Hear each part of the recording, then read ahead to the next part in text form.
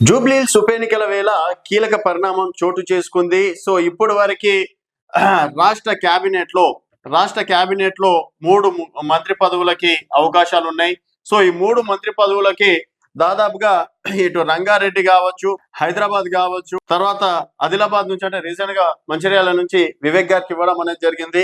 నిజామాబాద్ కావచ్చు, తర్వాత ఇట్లా కొన్ని జిల్లాలకి ఇప్పటి వరకు మంత్రి పదవులు ఇవ్వలేనటువంటి పరిస్థితి.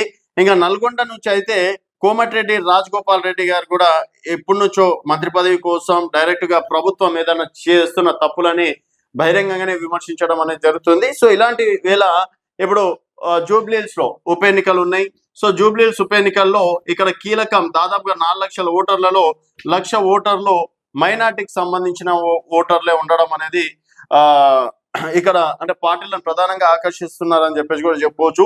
సో కింగ్ మేకర్ గా ఇక్కడ దాదాపుగా మైనార్టీలు అయ్యి అంటే కేవలం ముస్లిం ఓట్ బ్యాంకే కావచ్చు, ఇటు క్రిస్టియన్ ఓట్ బ్యాంక్ కావచ్చు, ఇతర వాళ్ళని చూసుకున్నట్టయితే 1,30,000 మైనార్టీకి సంబంధించిన ఓట్ బ్యాంక్ ఉంది.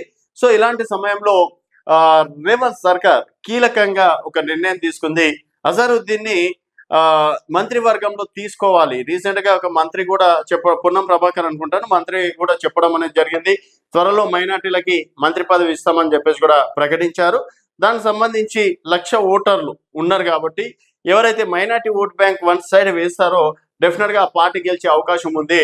ఇప్పుడు ఇక్కడ బీఆర్ఎస్ కి అలాగే కాంగ్రెస్ కి 50-50గా ఒక 50,000 బీఆర్ఎస్ కి అయితే 50,000 కాంగ్రెస్ కి మళ్ళినటువంటి పరిస్థితులు. సో ఇలాంటి వేళ మైనార్టీ ఓట్ బ్యాంక్ ని ఆకర్షించుకోవడానికి సో 3 మంత్రి పదవులలో హైదరాబాద్ నుంచి కూడా ఎవరికి ఇవ్వలేదు కాబట్టి అజరుద్దీన్ కి సో గతంలో అజరుద్దీన్ పోటీ చేయడం అనేది కూడా జరిగింది. దాదాపుగా 16,000 ఓట్లతోటి ఓడిపోవడం అనేది జరిగింది. సో అజరుద్దీన్ ఈ మధ్య రీసెంట్ గా ఎమ్మెల్సీ కూడా ఇచ్చారు. సో ఎమ్మెల్సీగా ప్రకటించి ఇంకా ప్రమాణ స్వీకారం అయితే చేయలేదు. సో ప్రమాణ స్వీకారం చేసిన తర్వాత ఎవరినైనా మంత్రివర్గంలో తీసుకుంటారు. కేవలం ఎమ్మెల్సీ అనౌన్స్మెంట్ చేసి అజరుద్దీన్ కి మంత్రి పదవి ఇవ్వాలి అని చెప్పేసి కాంగ్రెస్ పార్టీ అలాగే సర్కార్ ప్రభుత్వం ఆలోచిస్తున్నట్టు కూడా తెలుస్తుంది. సో కేంద్ర కేబినెట్ లోకి రాష్ట్ర కేబినెట్ లోకి అజరుద్దీన్ ఎల్లుండి మంత్రిగా ప్రమాణ స్వీకారం, ఎమ్మెల్సీగా ప్రమాణం చేయకముందే కేబినెట్ లోకి అజరుద్దీన్. సో ఇదొక రికార్డ్ అని చెప్పేసి కూడా చెప్పుకోవచ్చు. మైనార్టీల ఓట్ బ్యాంక్ ని ఆకర్షించుకోవడానికి అలాగే గతంలో కాంగ్రెస్ పార్టీ నుంచి అజరుద్దీన్ నిలబడ్డాడు. దాదాపుగా 75,000 ఓట్ బ్యాంక్ అనేది కూడా అజరుద్దీన్ కి రావడం అనేది కూడా జరిగింది.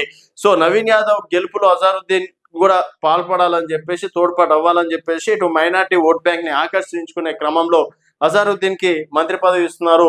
సో ఎల్లుండి ప్రమాణ స్వీకారం చేసే అవకాశం ఉన్నట్లు కూడా తెలుస్తుంది. మరి మంత్రి పదవి ఎందుకంటే బీఆర్ఎస్ పార్టీ విమర్శలు చేస్తున్నారు. ఇప్పటి వరకు ముస్లిం మైనార్టీలకి ఏం చేసింది? ఒక్క మంత్రి పదవి అని ఇచ్చిందా? ఒక్కరికైనా సరే ఎమ్మెల్సీ ఇచ్చారా? సరిగ్గా ఎమ్మెల్సీ ఇచ్చినట్టు ఇచ్చి తీసుకోవడం అనేది జరిగింది. ఆ విధంగా విమర్శలు చేస్తున్న వేళ మరి మంత్రివర్గంలో అజరుద్దీన్ ని తీసుకుంటున్నారు. సో ఇప్పటికైనా మరి కాంగ్రెస్ పార్టీ వైపు మైనార్టీలు మళ్తారా, లేకపోతే ఎలక్షన్స్ కోసం మైనార్టీలకు మంత్రి పదవులు ఇస్తున్నారా అని చెప్పేసి మళ్ళీ బీఆర్ఎస్ సైడే వెళ్తారా అనేది చూడాల్సిన విషయం. చూస్తూనే ఉండండి తెలంగాణ వెలుగు.